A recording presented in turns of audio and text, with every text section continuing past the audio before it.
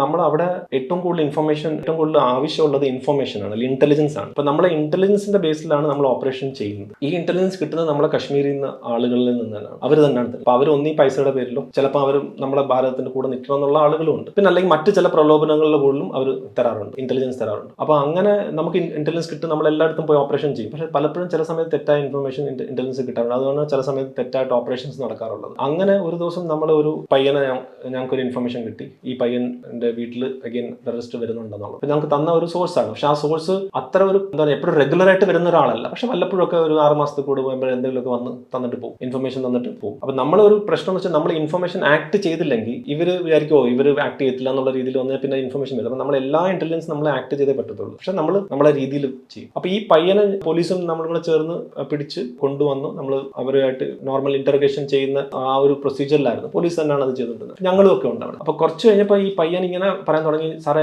ആരാണ് ഈ ഇൻഫർമേഷൻ തന്നത്, ഇന്ന പേരാണോ, ഓരോ പേരുകൾ ഇങ്ങനെ പറഞ്ഞു വന്നു, ഈ പേരാണോ എന്ന്. ഞാനൊന്നും പറയുന്നില്ല, അല്ലെങ്കിൽ ഒരു പേര് പറഞ്ഞപ്പോൾ എന്റെ ഫേസിന്റെ എക്സ്പ്രഷൻ മാറി. കാരണം അത് ആക്ച്വലി പറഞ്ഞ കറക്റ്റ് ആയിരുന്നു. അപ്പൊ ഈ പയ്യൻ എന്റെ ഫേസിന്റെ എക്സ്പ്രഷൻ മാറിയത് കണ്ടു. അപ്പം ചോദിച്ചു, അല്ലേ സാർ ആ പയ്യനല്ലേ തന്നെ, എനിക്കറിയാമായിരുന്നു എനിക്ക് പണി തരുമെന്ന് എനിക്കറിയാമായിരുന്നു. ഞാൻ നിനക്ക് അങ്ങനെ അറിയാം, എന്തുകൊണ്ട് നീ അങ്ങനെ പറയുന്നത്? സാർ ഒന്നും പറയണ്ട, 3 ദിവസം മുമ്പ് ഞാൻ വീട്ടിൽ നിന്ന് എന്റെ സ്കൂട്ടറിൽ വരെയായിരുന്നു, ഈ പയ്യൻ വഴി നിൽക്കുകയായിരുന്നു. എന്റെ അടുത്ത് ലിഫ്റ്റ് ചോദിച്ചു, ഞാൻ ലിഫ്റ്റ് കൊടുത്തില്ല, നേരെ ഞാൻ ഇവിടെ വന്നു. അപ്പോഴേ ഞാൻ വിചാരിച്ചാണ്, ഓ ദൈവം ഇവൻ എനിക്ക് എന്തെങ്കിലും ചെയ്യുന്നു, ആ പയ്യൻ തന്നെയാണ് എനിക്ക്. അപ്പൊ ഒന്ന് ആലോചിച്ച് നോക്കുക, ലിഫ്റ്റ് കൊടുക്കാത്തതിന് തെറ്റായ ഇൻഫർമേഷൻ തരുന്ന വരെ ഒരു പ്രൊസീജിയർ അവിടെ ഉണ്ട്. അപ്പൊ നമ്മൾ ഇൻഫർമേഷൻ കിട്ടുമ്പോൾ അല്ലെങ്കിൽ ഇന്റലിജൻസ് കിട്ടുമ്പോൾ നമ്മൾ വളരെ കെയർഫുൾ ആയിട്ട് വേണം നമ്മൾ ഹാൻഡിൽ ചെയ്യാൻ. അപ്പൊ ചിലപ്പം നമ്മൾ തെറ്റായ രീതിയിലേക്ക് കൊണ്ടുപോകും. അതുകൊണ്ടാണ് ചില ഓപ്പറേഷൻസിൽ സിവിലിയൻ കാഷ്വാലിറ്റീസ് ഒക്കെ നടക്കുന്നെങ്കിൽ ഇത് ഇന്റലിജൻസ് ഫെയിലിയർ എന്ന് പറയുന്നത്, അല്ലെങ്കിൽ ഇന്റലിജൻസ് തെറ്റായെന്ന് പറയുന്നത്. അപ്പൊ നമുക്ക് അറിയാൻ പറ്റില്ല ഏതാണ് ശരി ഏതാണ് തെറ്റ്. പക്ഷെ over A period of time ഇപ്പൊ ആർമിയും സ്മാർട്ട് ആയിട്ടുണ്ട്. ബിക്കോസ് അവരും അറിയാം ആരുടെ ഇൻഫർമേഷൻ 10 വർഷം നമ്മൾ ക്രോസ് ചെക്ക് ചെയ്തിട്ടൊക്കെ ആയിരിക്കും പോകുന്നത്. പക്ഷെ അവിടെയും ചെറിയൊരു പ്രശ്നം വെച്ചാൽ ചില സമയത്ത് ഇന്റലിജൻസ് വരുന്ന ഉടനെ റിയാക്ട് ചെയ്യാൻ വേണ്ടി പറയും. ഇപ്പോഴും നമ്മൾ അവിടെ ചെന്ന് കഴിഞ്ഞാൽ ഒരു 3 പേര് ഇരിപ്പുണ്ടെന്ന് പറയും. ഇപ്പൊ നമ്മൾ ഒരു അരമണിക്കൂർ താമസിച്ച് കഴിഞ്ഞാൽ അവർ പോകും. അപ്പൊ ചില സമയത്ത് അങ്ങനെ കറക്റ്റ് ആയിട്ടുള്ള ഇൻഫർമേഷനും വരാറുണ്ട്. ഇപ്പൊ നമ്മൾ താമസിച്ചു കഴിഞ്ഞാൽ ആ ടെററിസ്റ്റ് പോകും. അപ്പൊ ഈ